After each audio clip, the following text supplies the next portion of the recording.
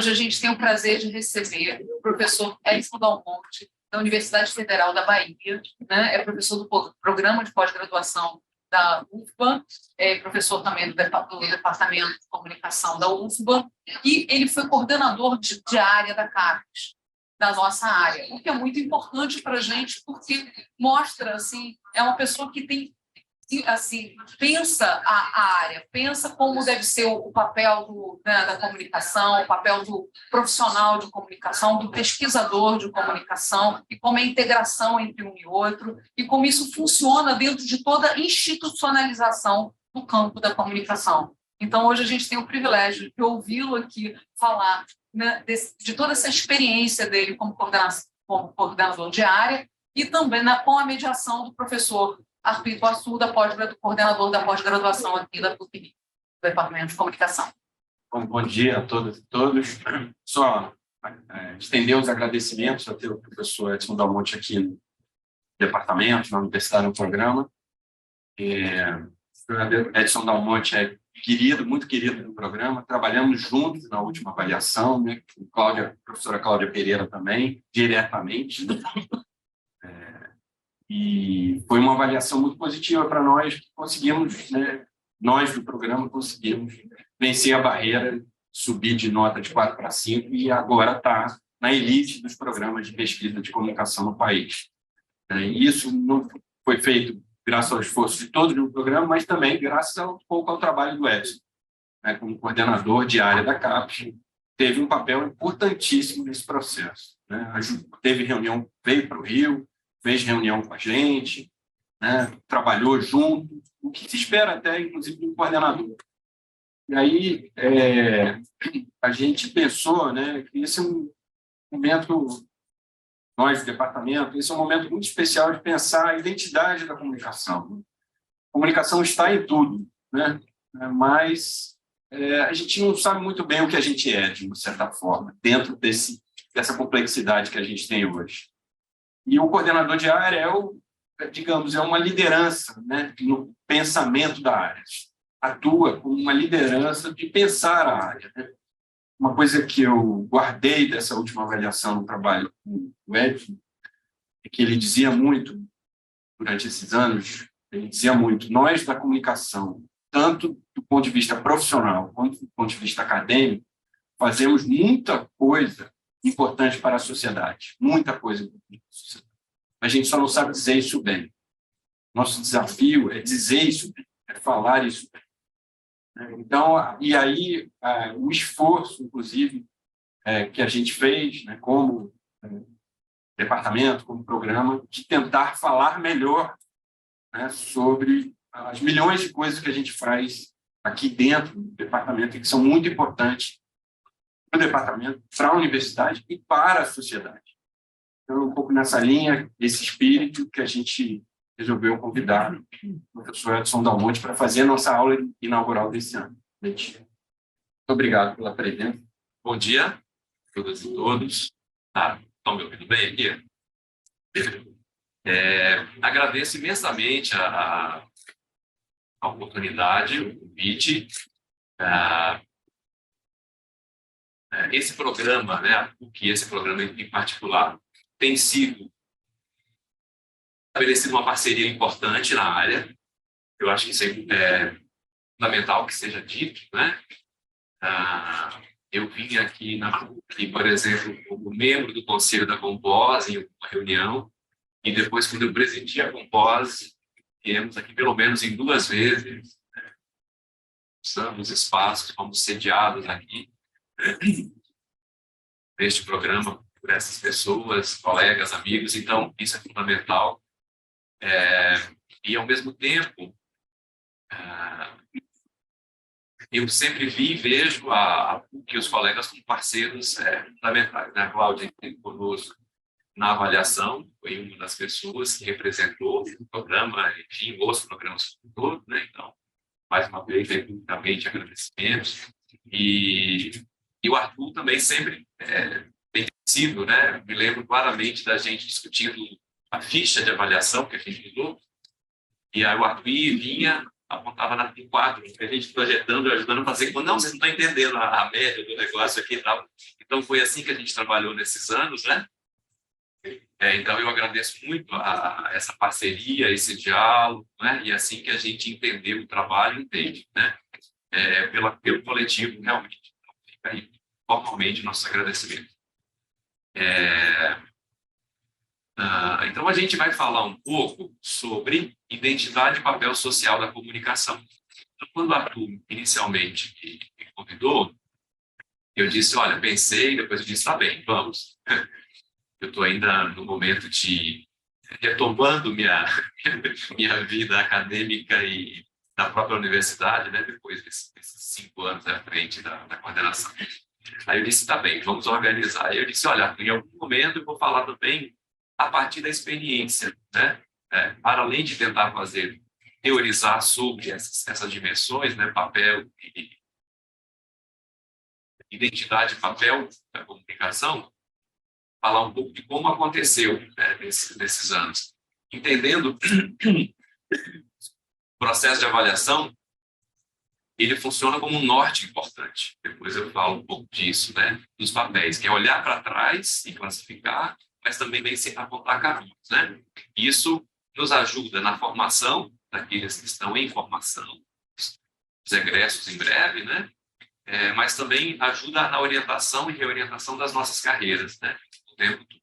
Então, é um pouco nessa pegada que a gente vai conversar, né?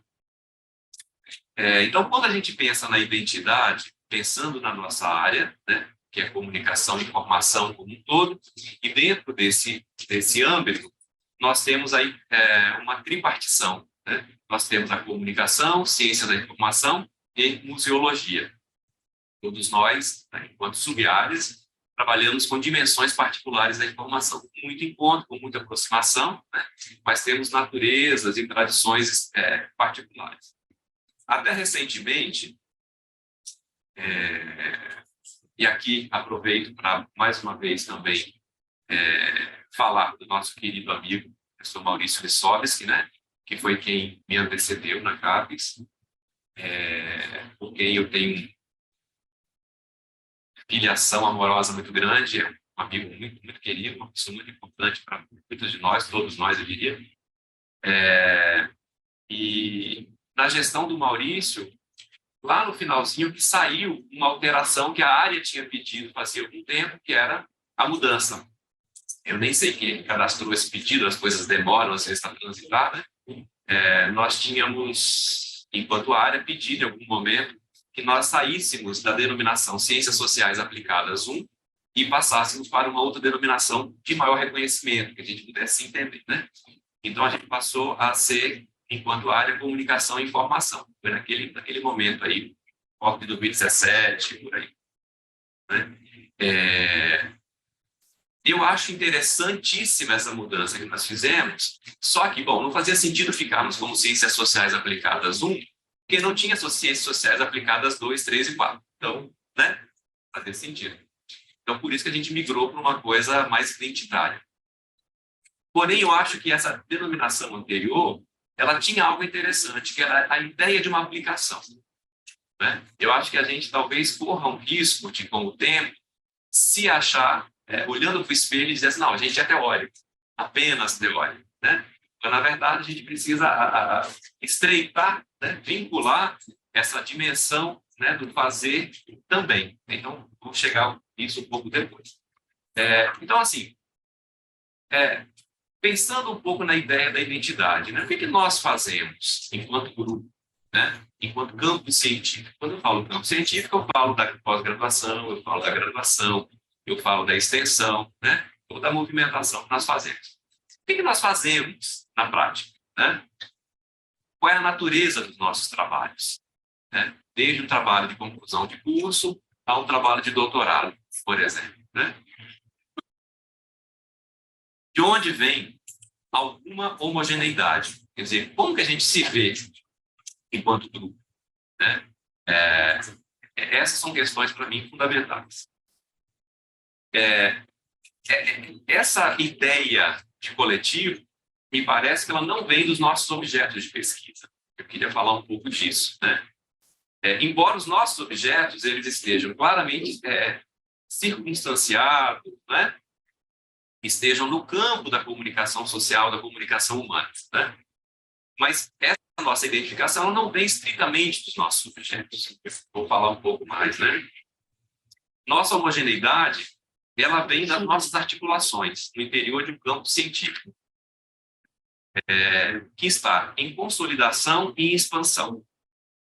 Com isso, nós podemos assumir novos objetos de pesquisa e de análise. Então, nós não estamos lidando com objetos distantes, né? Quando pensamos hoje nas dinâmicas da comunicação atravessada por tudo que é do digital, né? A gente não consegue nem lembrar como que era a nossa vida antes do WhatsApp, por exemplo, né? Ou como a gente fazia pesquisa antes das redes, né? Eu entrei na universidade e eu queria ler coisas que não tinha, eu usava o sistema Comute da universidade. Será que alguém lembra disso? Você ia na biblioteca central, enfim, e você comprava um crédito, era baratinho, você comprava um crédito, aí você diz, eu quero esse artigo, eu lembro de um Jesus Martim Barbeiro, queria ler e não achava. Aí você pegava aquele crédito, dava para a pessoa da biblioteca, aí ela ia investigar no sistema Comute, onde tinha no Brasil, e aí você botava o dinheiro, não sei como lá, e aí no correio chegava, você passava aí 15, 20 dias lá, a música, olha, chegou para você. Texto, imagine, né? Eu vivi isso. Hoje a gente vai no portal CAPES, por exemplo, ou numa busca, às vezes, no sistema aberto, e localiza uma bibliografia imensa em 5 minutos, sobre o tempo, né? Então, a nossa dinâmica mudou como um todo, né? Mas a nossa questão está nas relações, não está no objeto, né? Depois eu volto a essa questão. Então, a nossa identificação hoje enquanto campo, né, ela está nesse campo científico que está em expansão e modificação constante. Né? Há uma mobilidade. Por exemplo, hoje, um tema muito comum, né? Alguém pode alardear que a sociedade não precisa mais de jornalista. A gente tem, né, de certa forma, não precisa de diploma, todo mundo pode ser, ou é produtor de conteúdo, a gente falava um pouco mais cedo. Ora, a nossa sociedade nunca precisou tanto da figura, né, que lida com a informação, que qualifica o processo. A gente pode atribuir vários selos novos, né? Auditoria da informação, a gente pode botar curadoria da informação, tantos outros selos que estão na moda, que vão e vêm, né? Mas aquela dinâmica, aquele lugar, né, que nós passamos a entender, sobretudo a partir de um movimento fortemente iluminista, né, de que as informações deveriam ser abertas. A sociedade, de forma ainda muito rudimentar, mas era disso que se falava, né, pudesse participar da discussão das coisas de interesse público, né, que é o básico, né, ou uma perspectiva habermasiana, né, essa opinião pública que se forma, que se informa. Sem a circulação de informação qualificada, ela não existe. A gente vive hoje, vê isso no Brasil e no mundo, grande impacto. Então, a nossa sociedade, ou a democracia, ou as democracias, necessitam de comunicação qualificada, né? E quem é que pode dar conta disso? É um campo profissional fortemente estabelecido, né? Com identidade, né? Com saberes constituídos, em evolução. Isso é próprio do fazer científico, né? Se a gente for discutir, né, os teóricos da evolução científica, é isso, né? Que é uma verdade científica hoje, amanhã ela entra em crise para que surja uma mais apurada, né? E as práticas profissionais, ou o fazer, da mesma forma. Então, quando a gente pensa o jornalismo que a gente entendeu 20 anos atrás, quando eu entrei na universidade, por exemplo, aquilo não existe mais. O que é hoje o fazer comunicacional? Mais amplo, né? A gente precisa entender os dados, filtrar os dados, qualificar as fontes, né? A gente está vendo agora, por exemplo, o Twitter, até pouco tempo, ele ocupava um lugar importante, ele pode falar muito disso, porque é bem a área dele, mas o Twitter, por razões diversas, por ser muito aberto, né, ele era um objeto prioritário para nós, né? E aí, de repente, agora a gente vê um lunático à frente daquilo e vê o tipo de resposta que foi dado enfim, eu não sei nem, né, é difícil nomear, falar, né? A gente se engasga porque realmente é isso, aquela resposta, quer dizer, dentro de uma situação complexa como a gente está vivendo, é isso, né? Então, todo esse emaranhado, né, nos faz, de fato, reafirmar o lugar, né, de uma formação qualificada, né, para essas figuras que lidam com a comunicação, né? Então, esse lugar do jornalismo ele não perde espaço. O que está em mudança é a própria maneira, a dinâmica da formação, qualificação, né, dessa produção para que ela possa seguir padrões, né? E aí vamos falar de padrões éticos, falar da ética na comunicação. Esse é um tema que não sai de moda, né? Por exemplo. E cada vez mais a gente se vê chamado, né? Então, as democracias dependem, na sua essência, da circulação qualificada da informação. Quem é que pode ajudar?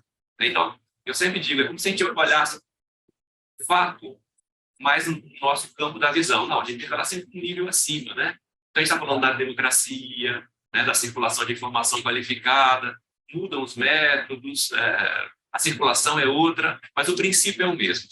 Como é que a gente pode contribuir, né, enquanto sociedade, enquanto campo científico consolidado? Essa é a grande questão, né? Então, o que não muda, né? Aquelas pretensões iluministas, elas são ampliadas, elas não são esquecidas, né? A participação, a discussão pública, né? Como é que se dá? Não pode ter enviesamento, né? Essa é a questão. Nós precisamos repensar e ampliar a formação, então, em comunicação como um todo, né? E aí eu queria chegar, eu botei aqui um pronome, só não acionei, né? Mas tá bom, vai. E aí eu queria chegar a um elemento provocativo para a gente pensar, que é o seguinte, né?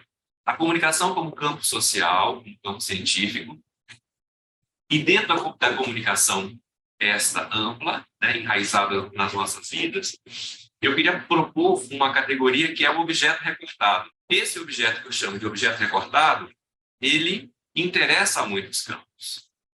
O que eu chamo de objeto recortado? É quando o jornalismo, como prática, em um determinado momento, ele é retirado e vou estudar algo do tipo, como a cobertura de tal período retratava a mulher. Isso eu estou chamando, então, de objeto recortado. Todo objeto é recortado, né? Todo objeto ele é arbitrário. Mas o que eu estou aqui chamando dessa forma é só para a gente pensar como nós, da comunicação, lidamos com os objetos e como a comunicação vira objeto em outros campos, de forma autônoma, né? E aí eu vou chamar como exemplo alguém que para mim é importante, na minha própria trajetória, que é a obra de Gilberto Freire, né? 1900-1987. Gilberto Freire ele inaugura uma tradição. A partir da sua ida para os Estados Unidos, nos anos 20, para um mestrado, então o trabalho dele de mestrado vai culminar com uma obra que é Vida Social no Brasil nos meados do século XIX, que ele usa, basicamente, material de jornais, né, do século XIX. E aí ele inova, porque se usava, os historiadores sociais, dentro da linha da nova história, já vinham usando, sempre usaram, mas a nova história que vai mudar, usavam fortemente cartas, né, correspondências diversas, diários íntimos, diários de viajantes, documentos oficiais. O Gilberto Freire fala assim, mas as páginas dos jornais velhos nos ajudam. Então, esse objeto recortado que eu estou chamando a atenção, né? Alguém de uma outra área que diz, olha, esse elemento, como se eu pegasse uma bactéria e isolasse e fosse, né, estudar fora, né? A trilogia central da obra de Gilberto Freire, Casa Grande, Senzala, Sobrados e Mucambos e Ordem e Progresso, ela é toda atravessada por recortes de jornais. Ele narra a vida íntima das famílias, das pessoas, a partir das páginas dos jornais velhos, como ele dizia, né? Casa Grande, Senzala, de 33. A sua obra fundamental, Vida Social no Brasil, é dos anos 20, a dissertação de mestrado, né? E ele tem um livro muito particular, que é Os Escravos nos Anúncios de Jornais do século XIX, em que ele conta a vida e descreve as mazelas, né? Quando ele mostra a banalização daquilo nos anúncios dos jornais. Vende-se uma escrava assim, assim, com cicatriz, com marcas disso, daquilo. Aí ele fala da violência que estava inscrita nos corpos, a partir de um relato direto. os anúncios de jornais, né? Então, esse objeto recortado, ele é muito usado, ou seja, várias áreas vão usando as nossas práticas, né, os nossos elementos, né? Bom, dando um salto e a gente volta. Mas, então, qual é o papel social da comunicação? Né, se a gente está falando disso, né? O papel social da área está em lidar com a comunicação enquanto elemento complexo. Diferentemente de um objeto recortado, vou pegar a representação da mulher nos anos 20, né? É diferente a abordagem que nós fazemos, né? A gente não faz só isso. Ao fazer isso, né, diferentemente de outra área, né, a gente vai lidar com um elemento complexo, ou vamos lidar com as relações complexas. Esse é o nosso papel, né? Por exemplo, nós temos clareza que, além de entendermos que o jornalismo conta uma história, que é essa dinâmica que o Gilberto Freire via, né? Além disso, né, o jornalismo conta uma história em desdobramento. Sabemos também que é fundamental entendermos os jogos de poder no processo de filtragem e tratamento dos temas, questões econômicas e políticas. Essa é a nossa contribuição enquanto área. Por exemplo, quando vamos lidar com esse recorte, né? Para além de mostrarmos, olha, a mulher era representada assim, precisamos trazer outras dinâmicas, que aí é o saber constituído da área. Né? Quais são as relações de poder, o que é a pauta do jornalismo, né? O que estava em voga. Esse movimento, né? Essa é a nossa grande contribuição, olhando retrospectivamente, né? É nesse fluxo que nos entendemos como comunidade de pesquisa.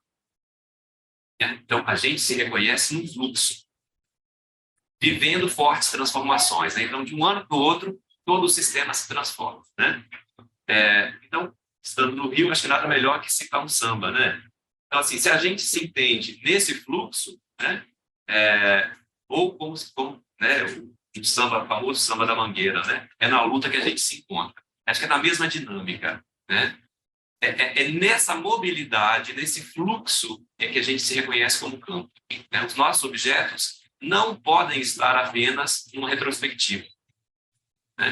Nós estamos em cima de um campo que está em constante e rápido movimento. Né? E aí eu queria fazer uma breve digressão. Né? Avaliação da CAPES.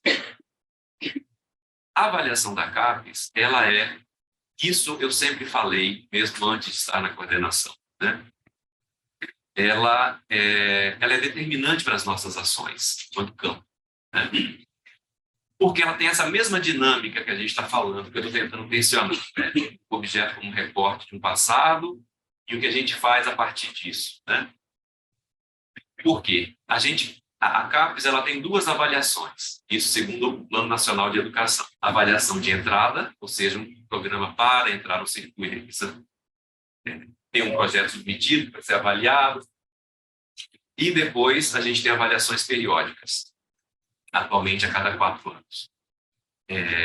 Ou seja, avaliação de entrada e avaliação de permanência. Nessa avaliação recente, nunca é bom ter última, porque vai que acaba, né? Na avaliação recente, o programa passa então, da nota 4 para a nota 5. Essa avaliação de permanência ela tem esse papel, ela atribuir notas, né? E indicar a permanência ou saída. O programa com nota 2 sai, por exemplo. Então, o que a avaliação faz? Esse, para mim, é o tema central, tem tudo a ver com essa nossa conversa. A avaliação, ela avalia coisas de um passado recente. Aquilo que a avaliação está avaliando já não existe mais como dinâmica, está no passado. Né? Porque, na melhor das hipóteses, agora tudo foi fora do padrão, né? O nosso ciclo foi 17 a 20. Estamos usando 17, 18, 19 e 20. A avaliação seria em 21, mas ela foi feita, começou em 21, acabou em 22, totalmente fora, como tudo nos últimos anos, né? Tudo fora do padrão. Mas, na melhor das hipóteses, é sempre no ano subsequente, depois do quadriênio. Ou seja, é uma fotografia. É como o Gilberto Freire contava os jornais do século anterior. Né? Aquilo ajuda em que o programa? ajuda a ter uma nota boa. Claro, trabalhamos muito agora, a gente vai subir de nota. Maravilha, maravilha. Eu acho que o outro grande movimento é o ganho que a gente tem. É a segunda dimensão. É papel da avaliação apontar caminhos e desafios, tendo em vista a sociedade e suas demandas. Isso é fundamental. Logo, a avaliação é indutora, com base nos seus documentos orientadores que devem resultar de um trabalho coletivo no interior da área. É nisso que eu acredito. Foi com base nisso que eu trabalhei nesses anos recentes. Então, uma dinâmica importante é olhar para toda a produção intelectual, bibliográfica, técnica e artística do programa, docentes, discentes e egressos, e dizer, bom, esse programa no comparativo, ele está igual a, ele está acima de, né? Abaixo de, é isso. Né? É a complexidade de avaliar. Né? Nós somos professores, a gente sabe como é sempre sofrido avaliar. Alunos ótimos que às vezes não conseguem, né, demonstrar que leram, que aprenderam, mas a gente sabe que são excelentes. Não foi hoje, né? Ou então a gente é surpreendido. Como é bom ser surpreendido, né? Mas que prova, que texto incrível. Eu adoro. Eu tinha um colega que dizia assim, eu não gosto de dar 10. Eu adoro. Se eu puder dar 10, eu acho maravilha quando está dentro do enquadramento. Então, é esse movimento da CAPES, olhar da avaliação, olhar para os anos recentes e dar uma nota, fundamental. Mas é determinante este apontar caminhos. A avaliação ela tem que ser indutora. Ela tem que trazer para dentro do sistema desafios. E o que é o nosso desafio? É a sociedade. De que forma? Contribuir para com a sociedade. Né? Para que a sociedade possa se entender. Né? Por exemplo, um programa na área da saúde que trabalha, pesquisa com vacinas, por exemplo. Né? Olha a importância nas nossas... Estamos aqui graças às vacinas nesse momento. Né? Então, da mesma forma, nós, né, na nossa área e todas as outras de humanidades e ciências sociais, nós temos papéis fundamentais. Cabe a nós esse entendimento, enquanto coletivo. Por isso que eu ressalto que esses documentos orientadores que vão apontar caminhos, eles precisam ser construídos coletivamente. Né? Então, é um trabalho que envolve a base. Não pode apenas sair de cima para baixo. Né? Então, é nesse sentido, é nessa expectativa que a gente se coloca, né? Como lugar, como campo, sociedade.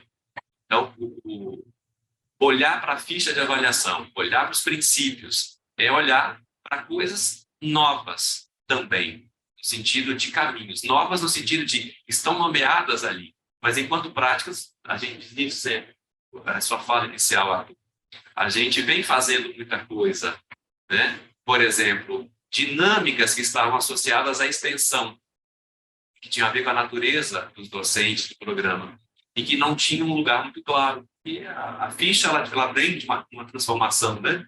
Então, um GT discutiu, aprimorou, todas as grandes associações científicas por volta de 2017 foram ouvidas, isso resulta no plano da pós-graduação e que impacta nessa transformação, né? Fazendo com que novas dinâmicas entrem para dentro desse campo, né? Possam impactar. Então, é importante isso. A avaliação ela fala de uma fotografia recente, mas ela aponta, né, para a formação de uma fotografia futura, né? De modo que busque a sociedade a se entender, né, e coopere com a sociedade. Então, por exemplo, a qualidade da produção intelectual da área tem uma centralidade. Quando eu falo produção intelectual, eu falo de bibliográfica, técnica e artística. Esse é o elemento central da avaliação.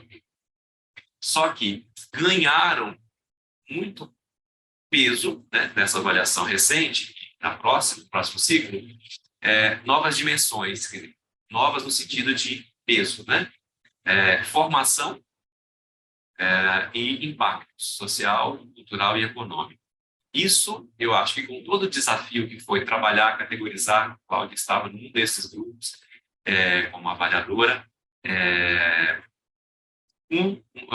o ganho, né, é exatamente nós nos vermos a partir de nossas práticas, para além da tradição já consolidada de produção bibliográfica, que é forte na nossa área, ela tem subido em volume e em qualidade. Os números dessa última avaliação, dessa avaliação anterior, foram expressivos quanto ao salto em volume, né, e qualidade, mas nós passamos a entender, né, e trazer novas dimensões. Isso implica na complexidade dessa avaliação, ela foi muito mais complexa, envolvendo muito mais gente, né, muito mais consultores e consultoras, óbvio. Mas isso impacta, por exemplo, também em pensar numa outra mudança importante, né? A produção técnica, ela passa a aparecer também de forma importante.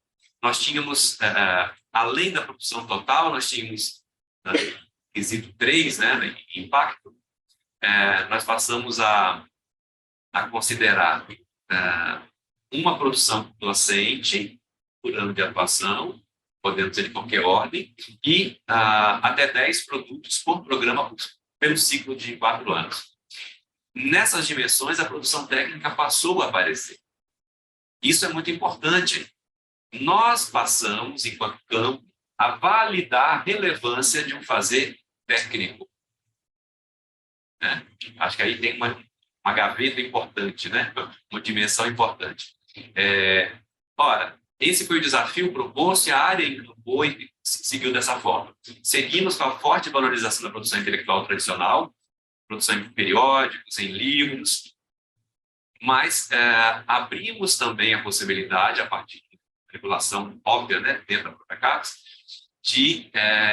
da possibilidade, então, de contarmos de forma qualificada com a produção técnica. Então, aí a gente começa a trabalhar com uma dimensão que, para mim, eu fiz essa digressão para chegar no ponto, né?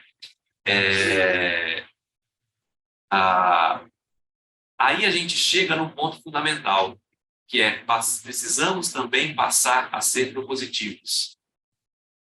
Precisamos ajudar a área a se entender, não só no campo da teoria, dos dados consolidados, mas precisamos também começar a ajudar a pensar soluções. Esse é o nosso grande desafio. E a produção técnica é um caminho para isso, né? Pensar dispositivos, pensar aplicativos, pensar narrativas específicas, né? Isso é algo que, na produção técnica, até recentemente, tinha menos impacto, não estava previsto. Então, quando eu vou falar na relação com a sociedade, é essa dinâmica que se abre com uma grande potência. É preciso fazer aparecer nossas atividades junto à sociedade. Por que nós existimos como campo? Por que nós existimos como programa? Não é só, né, para ser um lugar para ter uma sala de professores, né? É preciso a relação com a formação. Os programas existem para formar novos quadros, né? Formar novos pesquisadores, novos agentes na sociedade. Essa é a dinâmica, né? Entendendo aquilo que a sociedade precisa naquele momento, né? Então, já quase indo finalmente, tá? Me perdi no tempo, mas está ok ainda. Onde está o nosso grande desafio? Está na compreensão desta nossa identidade. Falando, então, da nossa identidade, né? São dois. E parece que o nosso desafio ele tem duas entradas aí, né? Ajudar a sociedade a se entender, tendo em vista as práticas de comunicação e informação em constante transformação. E o que nos aflige hoje, né? É pensar essa multiplicidade, é pensar discursos, a ideia da construção de narrativas, ou a polarização, ou grupos que não dialogam, ou uma busca de informação que apenas reforça a sua própria opinião, as câmaras de eco e reforço de opiniões, enfim, as teorias todas que a gente vem enfrentando, né? Todos os dilemas a partir desses objetos móveis, né? Então, ajudar a sociedade a se entender nesse campo. Esse é o nosso papel, né? E talvez ainda o nosso maior desafio. Precisamos ser propositivos, né? A nossa área, ela tem uma tradição muito importante, né, muito consolidada, que lida com a história, né, do próprio campo, desses objetos, né, da movimentação no interior do jornalismo, né, tudo isso. A epistemologia específica, né, isso eu sempre falei, e acho que é importante a gente trazer, olha, não estamos falando de superar algo, nós precisamos afirmar, né, esse lugar do contemporâneo. Isso é fundamental. Onde está um dos nossos grandes dilemas hoje? Lidar com esse contemporâneo, né, que tem sido móvel muito, muito rapidamente, né? Então, precisamos ser propositivos. Se não passarmos as proposições, uma questão, né? Não é uma afirmação. Corremos o risco de permanecer nós também no campo dos objetos recortados? Talvez. É preciso que a gente passe a contribuir, né, com a sociedade. Ou seja, isso a gente discutia muito ao longo nas muitas reuniões, né, do conselho, da Compós, com os programas. Do que nós estamos falando, né? Nós precisamos fazer com que os nossos trabalhos, por exemplo, sobre análise, cobertura, dados acerca de mídia e questões do feminino, por exemplo, né? Que isso chegue, por exemplo, impacte o processo de discussão pública. Para além de um bom artigo produzido e publicado num bom periódico, né, num bom livro, capítulo de livro, precisamos que essa materialidade que a gente produz chegue, por exemplo, a uma Câmara de Vereadores, né? Ou a Assembleia Legislativa, entende? Ajude na discussão para que possamos ter encaminhamento de políticas públicas. Esse é o nosso papel. Essa é uma das dinâmicas, né, de como nós podemos fazer o nosso trabalho ser positivo, né? Para que a gente não fique apenas lidando com uma fotografia recente. Esse é o grande desafio. Como é que a gente sai disso? Bom, aí precisamos pensar, né? Faz algum tempo, a CAPES passou a aprovar, né, e aprovou, regulamentou, não só a CAPES, mas o Ministério de Educação, os programas profissionais. O que é a natureza de um programa profissional? É aquele que, como produto final, pode ter uma dissertação, uma tese, agora temos doutorados também, mas é o programa que tem, por princípio, entender problemas, questões sociais, fazer diagnósticos, apontar caminhos experimentais. Muito interessante a perspectiva, né? Mas, sem querer disputar com essa natureza, aí eu vou recuperar coisas recentes nossas, a gente aprovou, quando aprovou a ficha de avaliação,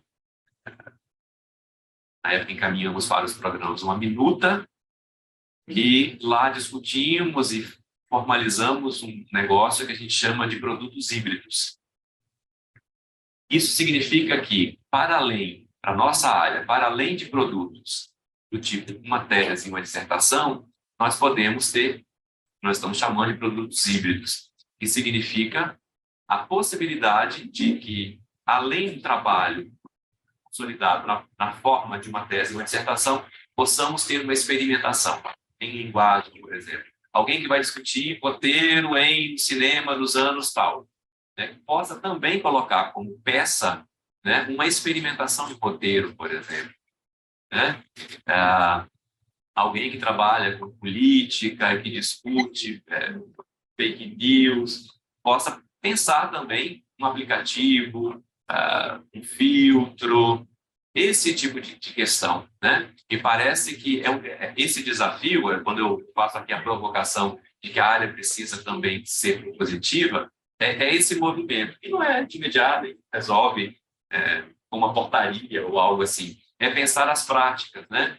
E eu acho que nos nossos programas nós temos grupos de pesquisa, pessoas fortemente qualificadas para pensar caminhos, né? Não é obrigatório, o programa pode ser totalmente teórico, né? Por exemplo, muito qualificado, não é essa a questão, mas eu acho que precisamos estreitar esse diálogo com a sociedade, entendendo esses desafios para além de um recorte de um projeto, de um objeto, né?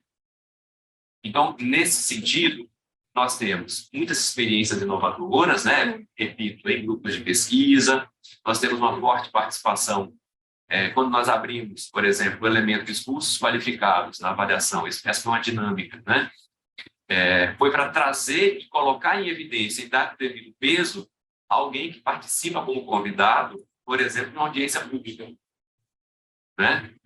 Alguém que é convidado, seja docente, seja discente, seja egresso, para participar de uma audiência pública, para discutir um tema com o qual tenha, óbvio, foi convidado porque tem conhecimento, isso significa a consolidação de um conhecimento.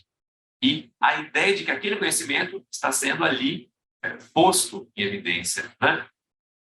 Então, a gente precisa aceitar esse desafio e trazer para dentro da avaliação, que é o grande movimento que nós fizemos, né? Isso apareceu muito em todos os programas, indicaram ações, né? Alguém dizia, nós tínhamos exemplo de programas que participaram na audiência pública sobre fake news, por exemplo, na ocasião, né? Mas, eu dizia, tem a mesma relevância alguém que dialoga, às vezes, uma associação de produtores rurais ou uma associação de bairro. Eu não vou dizer que lá é maior que aqui. É estar em contato, é ajudar a sociedade, propor, pensar caminhos, né? Então, precisamos assumir, naturalizar e pôr em evidência coisas que a gente já fazia. A gente não está inventando, a gente está colocando em evidência, né? E aí, assim, finalizando, né? A gente tem, hoje, dentro da área, nós temos 2 INCTs, né? Instituto Nacional de Ciência e Tecnologia. Isso para a área foi fundamental, né? Um na Bahia, outro na UF. E os 2 programas têm membros os 2 INCTs têm membros deste programa. O Arthur está em Democracia Digital, o Marcelo está no de Soberania Informacional, né? Então, assim, são inovações, são caminhos. A área hoje ocupa espaços, né? Tayane, da UF, por exemplo, está no ABC. Na ABC. Vem pensando, né? Como a gente vai, né, ocupando, estamos sendo reconhecidos socialmente. É esse movimento, né? E a gente não pode imaginar que o reconhecimento aconteça olha que legal, eles são ótimos. Não, é uma luta. A gente não vai ser chamado só porque a gente é simpático. É um processo histórico, né? Um processo histórico, árduo, né? Então, eu acho que essas dimensões, repito, elas perpassam o coletivo dos nossos programas hoje, né? É um saldo que eu acho que a gente tem e algo que vem de uma consolidação longa, não é nada de agora, né? E aí, por fim, encerro, e a gente acha que há uma conversa, eu acho que esse programa, especificamente, demonstra traquejo com essas dimensões quando ele consegue ter um aumento de nota, né? Então, acho que passa a um outro enquadramento, né? Abre-se um momento novo. Então, aí, acho que é importante falar dessas questões. Então, acho que é um pouco isso, pensar seja o papel, seja a identidade da comunicação diante dessas tantas provocações, mobilidades, né? Estamos em consolidação. Acho que é isso. Obrigado.